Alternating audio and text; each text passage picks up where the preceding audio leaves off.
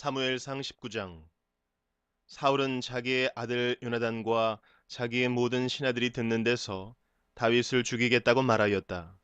사울의 아들 요나단은 다윗을 매우 좋아하고 있었으므로 다윗에게 이것을 귀띔하여 주었다. 나의 아버지 사울이 자네를 죽이려 하니 나의 말을 듣게. 자네는 내일 아침 일찍 몸을 피하여 외진 곳으로 가서 숨어 있게. 자네가 숨어 있는 들로 아버지를 모시고 나가서 내가 아버지 곁에 붙어 다니다가 기회를 보아 자네의 일을 아버지께 여쭈어 보고 거기에서 있었던 일을 내가 곧 자네에게 알려주겠네. 요나단은 아버지 사울 앞에서 다윗의 좋은 점들을 이야기하였다. 그는 사울에게 말하였다.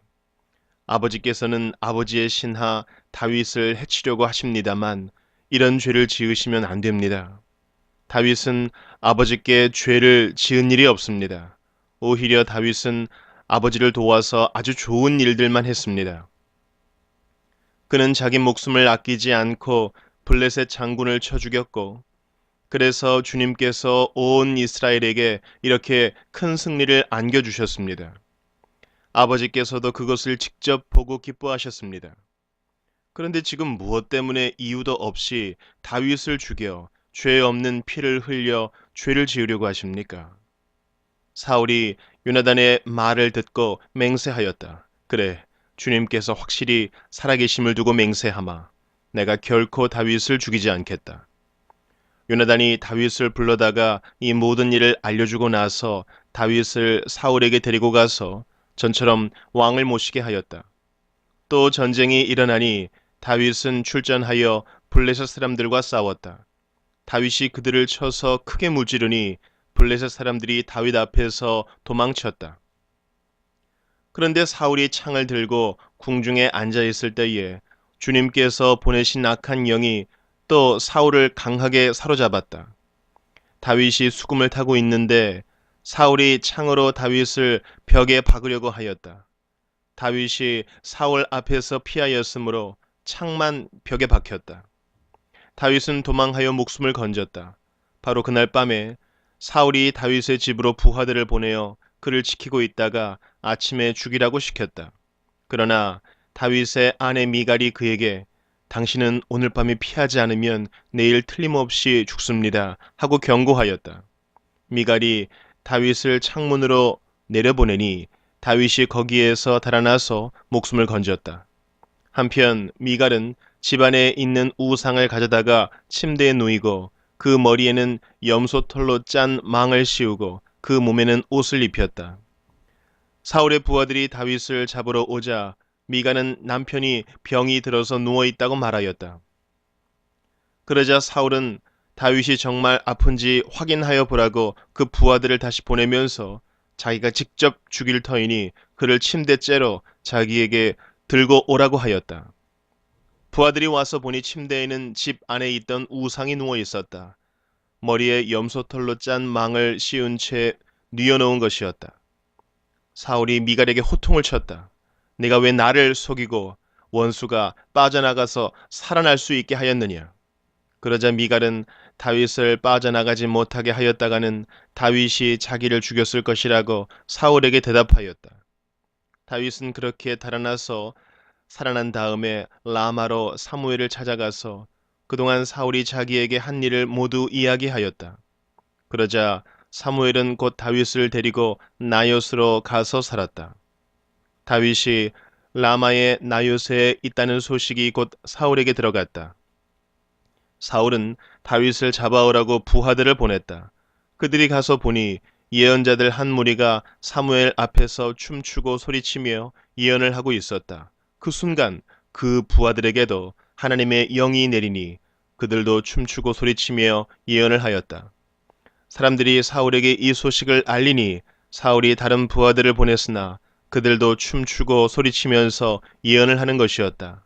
사울이 다시 세 번째로 부하들을 보내니 그들도 마찬가지로 춤추고 소리치면서 예언을 하였다. 드디어 사울이 직접 라마로 갔다.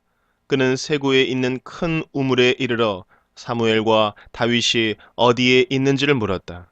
사람들은 그 두 사람이 라마의 나요스에 있다고 대답하였다.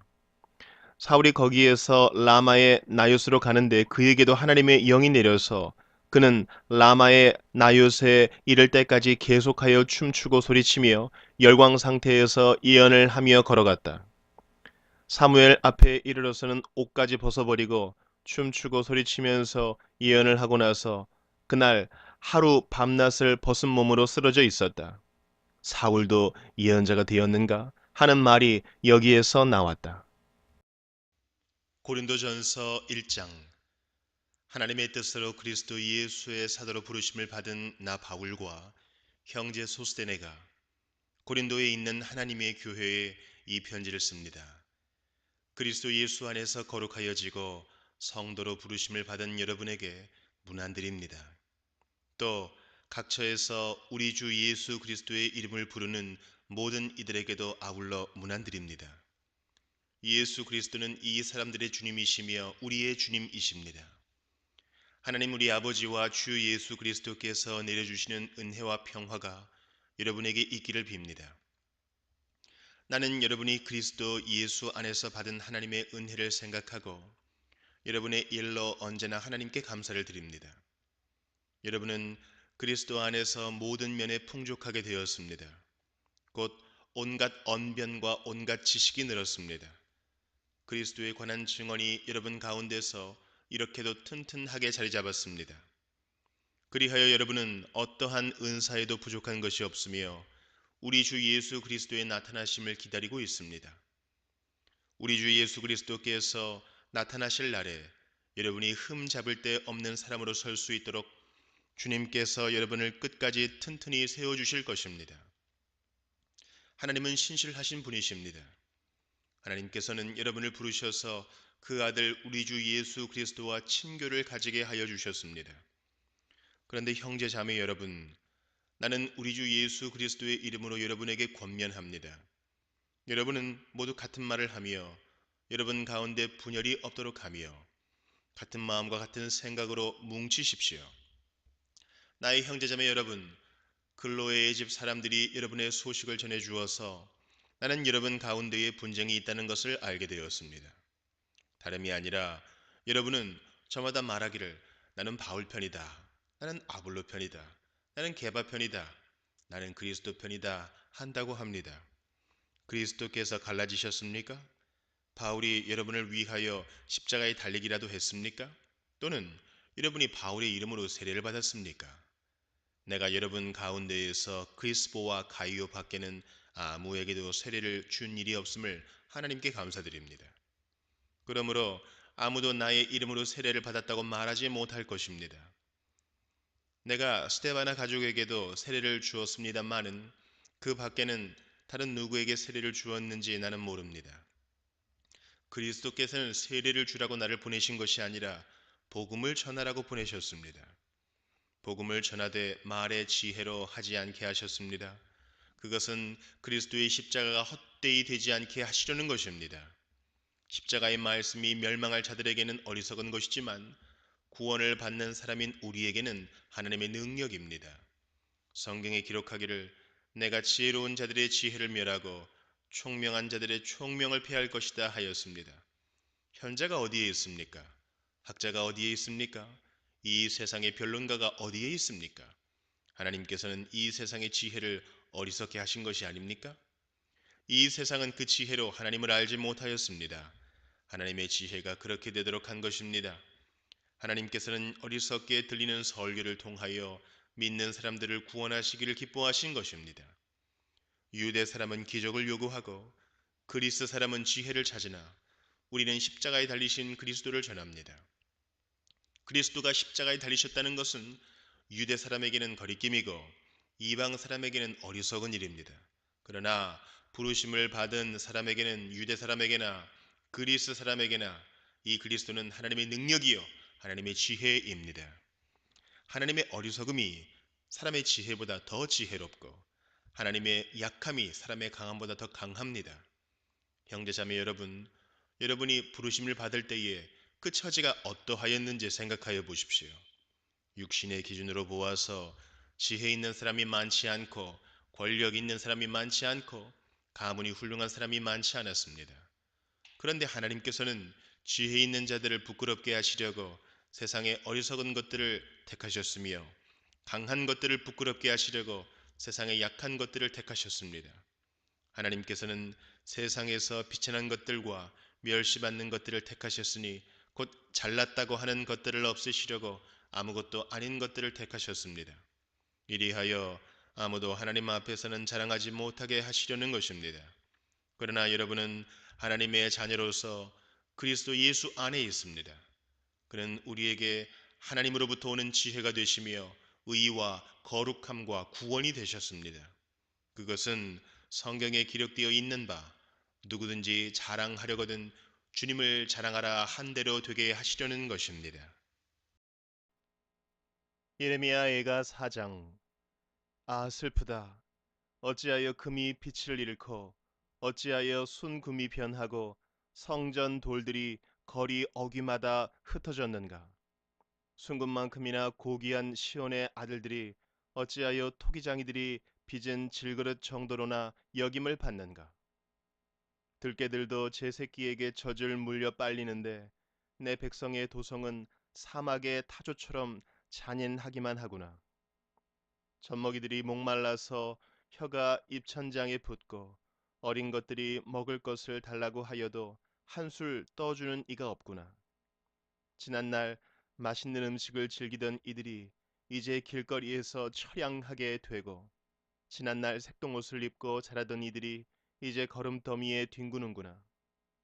예전에는 저 소돔 성이 사람이 손을 대지 않아도 순식간에 무너지더니 내 백성의 도성이 지은 죄가 소돔이 지은 죄보다 크구나.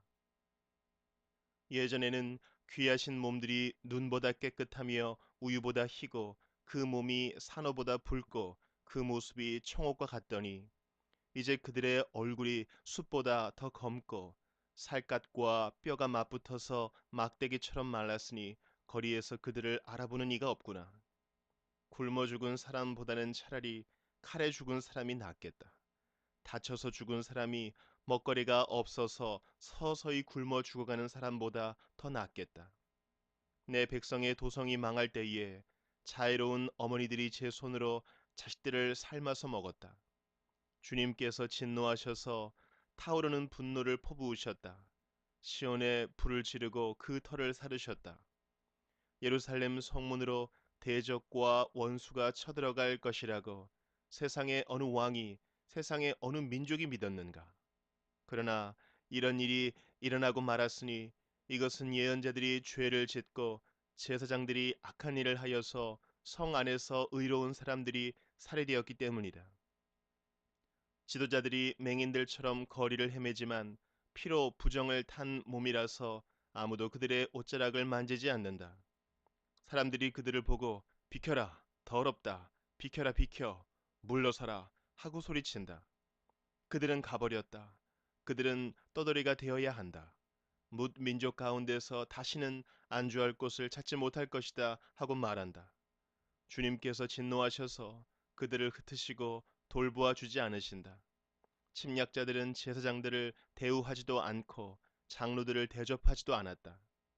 우리를 도와줄 사람을 우리가 눈이 빠지도록 기다렸으나 허사였다. 우리를 구하여 주지도 못할 나라를 우리는 헛되이 바라보고만 있었다. 가는 곳마다 침략자들이 우리를 엿보니 나다닐 수가 없었다. 우리의 끝이 가까이 왔고 우리의 날이 다하였고 우리의 마지막이 이르렀다. 우리를 쫓는 자들은 하늘의 독수리보다도 빨라 산속까지 우리를 쫓아오며 사막에 숨어서 우리를 노린다. 우리의 힘 곧 주님께서 기름 부어 세우시니가 그들의 함정에 빠졌다. 그는 바로 뭇 민족 가운데서 우리가 그의 보호를 받으며 살 것이다 하고 우리가 말한 사람이 아니던가. 우스 땅에 사는 딸 에도마 기뻐하며 즐거워할 테면 하려무나. 이제 내게도 잔이 내릴 것이니 너도 별 수 없이 취하여 벌거벗을 것이다. 도성 시온아, 이제 내가 지은 죄의 형벌을 다 받았으니 주님께서 다시는 내가 사로잡혀 가지 않게 하실 것이다. 에돔의 도성아, 주님께서 내 죄악을 벌하시며 내 죄를 밝혀내실 것이다. 시편 35편. 주님, 나와 다투는 자와 다투시고 나와 싸우는 자와 싸워 주십시오. 큰 방패와 작은 방패를 잡으시고 일어나 나를 도와주십시오.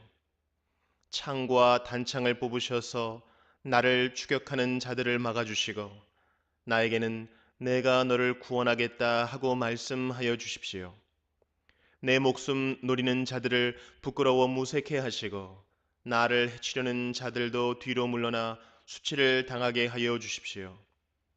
그들을 바람에 날리는 겨처럼 흩으시고 주님의 천사에게서 쫓겨나게 하여 주십시오. 그들이 가는 길을 어둡고 미끄럽게 하시어 주님의 천사가 그들을 추격하게 해 주십시오. 몰래 그물을 치고 구덩이를 파며 이유 없이 내 생명을 빼앗으려는 저 사람들에게 멸망이 순식간에 닥치게 하시고 자기가 친 그물에 자기가 걸려서 스스로 멸망하게 해 주십시오. 그때 내 영혼이 주님을 기뻐하며 주님의 구원을 크게 즐거워할 것이다. 주님, 주님과 같은 분이 누굽니까? 주님은 약한 사람을 강한 자에게서 건지시며 가난한 사람과 억압을 받는 사람을 약탈하는 자들에게서 건지십니다. 이것은 나의 뼛속에서 나오는 고백입니다. 거짓 증인들이 일어나서 내가 알지도 못하는 일을 캐묻는구나. 그들이 나에게 선을 악으로 갚다니 내 영혼을 이토록 외롭게 하다니. 그들이 병들었을 때에 나는 굵은 베옷을 걸치고 나를 낮추어 금식하며 기도했건만 내 기도가 응답되지 않았더라면 더 좋았을 텐데.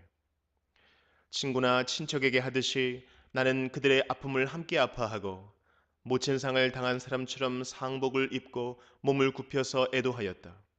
그러나 정작 내가 환난을 당할 때에 오히려 그들은 모여서 기뻐 떠들고 폭력배들이 내 주위에 모여서는 순식간에 나를 치고 쉴 새 없이 나를 찢었다. 장애자를 조롱하는 망령된 자와 같이 그들은 나를 조롱하고 비웃으며 나를 보고 이를 갈았다. 주님, 언제까지 보고만 계시렵니까? 내 목숨을 저 살인자들에게서 건져 주십시오. 하나밖에 없는 이 생명을 저 사자들에게서 지켜 주십시오. 나는 큰 회중 가운데서 주님께 감사를 드리며 나는 수많은 백성 가운데서 주님을 찬송하렵니다. 거짓말쟁이 원수들이 나를 이겼다면서 기뻐하지 못하게 해 주십시오. 까닭없이 나를 미워하는 자들이 서로 눈짓을 주고받으며 즐거워하지 못하게 해 주십시오. 그들은 평화에 대해 말하는 법이 없습니다. 평화롭게 사는 백성을 거짓말로 모해합니다. 그들은 입을 크게 벌려 하하 하고 웃으면서 우리가 두 눈으로 그가 저지르는 잘못을 똑똑히 보았다 하고 위증합니다. 주님, 주님께서 친히 보셨으니 가만히 계시지 마십시오. 주님, 나를 멀리하지 마십시오. 나의 하나님, 나의 주님, 분발하여 일어나셔서 재판을 여시고 시비를 가려주십시오. 주님, 나의 하나님, 주님의 공의로 나에게 공정한 판결을 내려주십시오. 그들이 나를 이겼다고 하면서 기뻐하지 못하게 해 주십시오. 그들이 마음속으로 하하, 우리의 소원이 이루어졌구나 하고 고소해하지 못하게 해 주십시오. 드디어 우리가 그를 삼켜버렸지 하고 말하지도 못하게 해 주십시오. 나의 불행을 기뻐하는 저 사람들은 다 함께 수치를 당하고 창피를 당하고 말 것이다. 나를 보고서 우쭐대는 저 사람들은 수치와 창피를 당할 것이다. 그러나 내가 받은 무죄 판결을 기뻐하는 자들은 즐거이 노래하면서 기뻐할 것이다. 그들은 쉬지 않고 주님은 위대하시다. 그를 섬기는 사람에게 기꺼이 평화를 주시는 분이시다 하고 말할 것이다. 내 혀로 주님의 의를 선포하겠습니다. 온종일 주님을 찬양하겠습니다.